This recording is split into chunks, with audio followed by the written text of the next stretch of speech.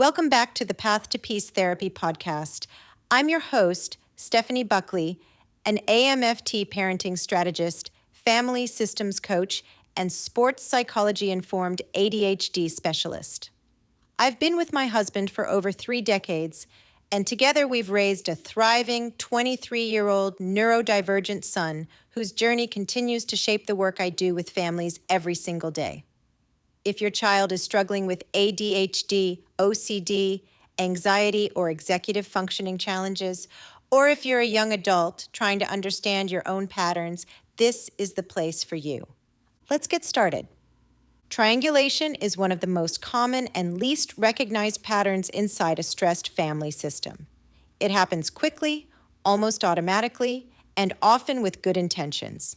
Yet it places a long-term emotional burden on both parents and children, especially when ADHD is part of the picture. At its simplest, triangulation occurs when two people avoid addressing an issue directly and instead route communication or emotions through a third person, usually a child, asking them to carry the weight of adult tension they are not equipped to hold. In ADHD households, triangulation doesn't merely appear, it becomes woven into the system. ADHD affects emotional regulation, communication rhythm, impulse control, and stress tolerance. In a non-ADHD household, conflict is uncomfortable. In an ADHD household, conflict feels intolerable. The ADHD brain struggles to hold tension, tolerate uncertainty, or remain grounded when emotions rise.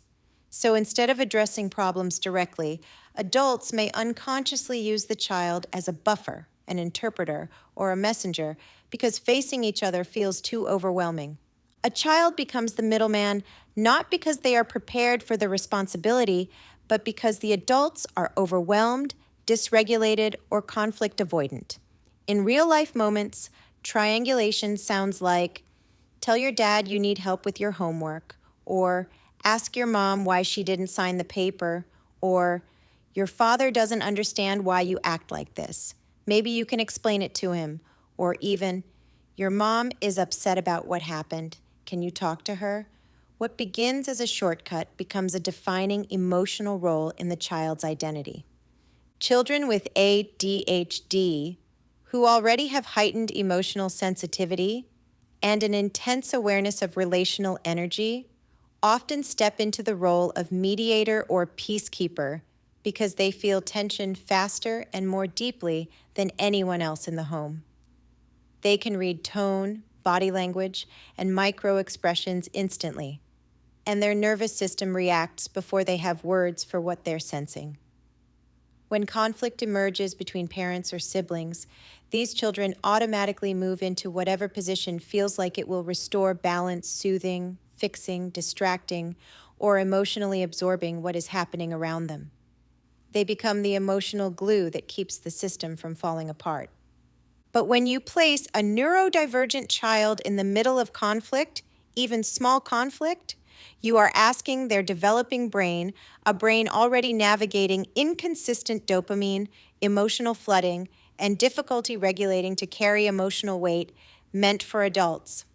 Over time, this creates patterns of anxiety, people-pleasing, perfectionism, hypervigilance, and a deep sense that the child's role is to prevent chaos. They begin to believe it is their job to keep everyone calm, their responsibility to prevent conflict, their duty to interpret adult emotions, and their purpose to maintain emotional stability in the home. Young adults raised in triangulated homes often describe a lifelong sense that they had to manage the entire system, not because they wanted to, but because it felt unsafe not to. Parents may recognize moments where triangulation has slipped in unintentionally. If a child is delivering messages, smoothing over adult stress, translating communication between parents, or feeling responsible for the emotional temperature of the family, they are already in the middle. And here is a layer many parents don't see. When a child with ADHD feels emotional tension between adults, even if the adults believe they are hiding it, the child's body registers the threat instantly. Children do not have the language for, I feel caught between you, so their distress appears through behavior, not words. In psychology, this is called symptom displacement. The child expresses the emotional conflict of the family through their actions. Misbehavior is not defiance. It is the child externalizing the stress they are absorbing. You might notice impulsivity intensifying, emotional eruptions happening over small triggers, irritability that seems out of proportion, sudden refusal, regression into younger behaviors, perfectionistic panic, complete shutdowns, or conversely, the child becoming unusually compliant or too good. In family systems theory, this child becomes the identified patient, the one who appears to be the problem, even though their behavior is a direct reflection of relational tension between the adults. When the spotlight lands on the child's behavior, the deeper issues between parents go unaddressed. The system unconsciously treats the child's symptoms as the problem rather than recognizing that the behavior is a nervous system response to triangulation, emotional inconsistencies, and relational overload. Children do not misbehave because they are choosing chaos. They misbehave because their developing brain is saying, "This is too much for me to hold." Correcting the behavior does not fix the root issue.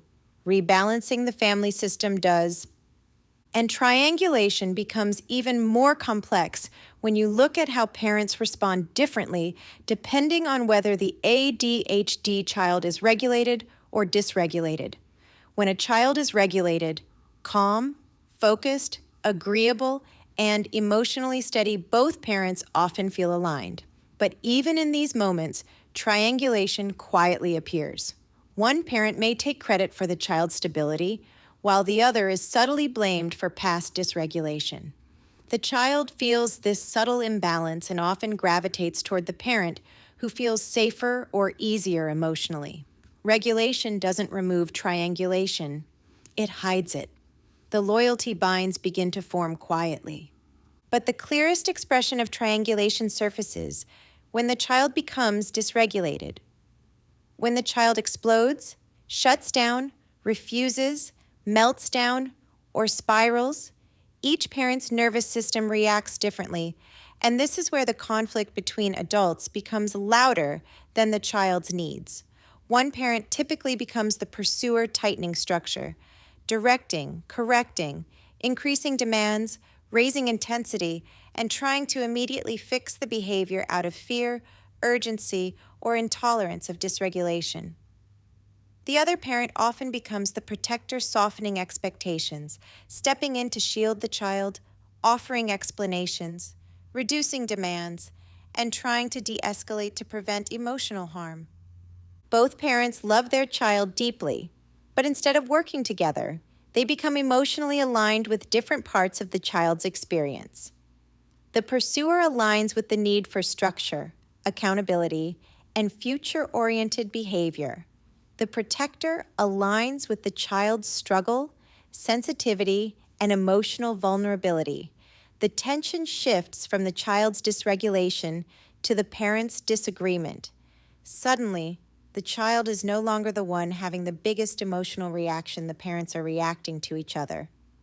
The child, watching all of this, becomes overloaded by the emotional intensity and absorbs the conflict. Their behavior often worsens, not because they are manipulative, but because the system around them is now in disarray. Their nervous system says, "If I fall apart, maybe you two will stop fighting each other and focus on me." Or, "My emotions are dangerous because they cause conflict between the adults." Or even, "If I stay small or invisible, maybe none of this will happen." To interrupt triangulation, parents must reclaim direct communication with each other and relieve the child of emotional responsibility. This begins with naming the pattern clearly. "This is between me and your dad, you don't have to be involved." Or, "You do not need to deliver messages for us." Or, "This is a parent issue, not something for you to carry." From there, parents must lean into direct communication even when it is uncomfortable. acknowledging that discomfort is not danger, even if the ADHD brain interprets it that way. And finally, parents should tell the child explicitly, "This is not your responsibility. You get to step out of the middle."